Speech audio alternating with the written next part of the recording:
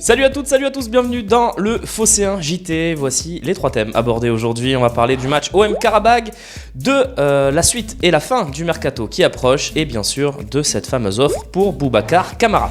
Le match à domicile de l'Olympique de Marseille contre les Azéris de Karabag aura-t-il lieu au Vélodrome ? C'est l'info qu'a sorti l'équipe hier soir. Le vaccin des joueurs de l'équipe de Karabag est en cause puisqu'ils ont été vaccinés par Sputnik, le vaccin russe qui n'est pas forcément reconnu par les autorités françaises.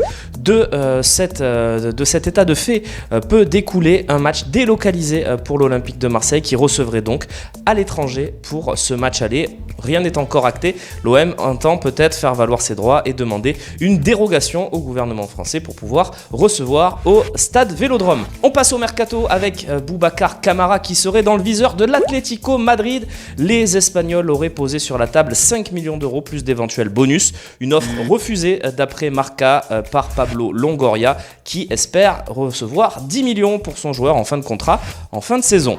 Et justement, la fin du mercato, elle approche, plus que 3 jours et quelques heures avant de connaître le dénouement de cette fenêtre des transferts hivernales.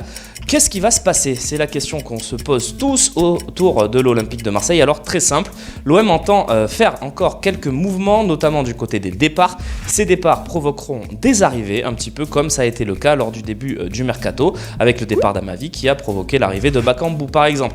Donc en cas de départ d'Alvaro par exemple, un autre joueur viendra renforcer l'effectif. Est-ce qu'il peut y avoir d'autres mouvements sans départ ? Oui, mais seulement des petits coups à très faible coût et à très faible salaire, parce que l'OM, vous le savez, est encadré par la DNCG. Et voilà, c'est tout pour aujourd'hui. N'oubliez pas les réseaux sociaux, YouTube, Facebook, Twitter et Instagram, où vous pouvez suivre l'actu H24 de l'OM. Bien sûr, il y a aussi le site lephocéen.fr et l'appli pour ne rien rater. Ciao, ciao.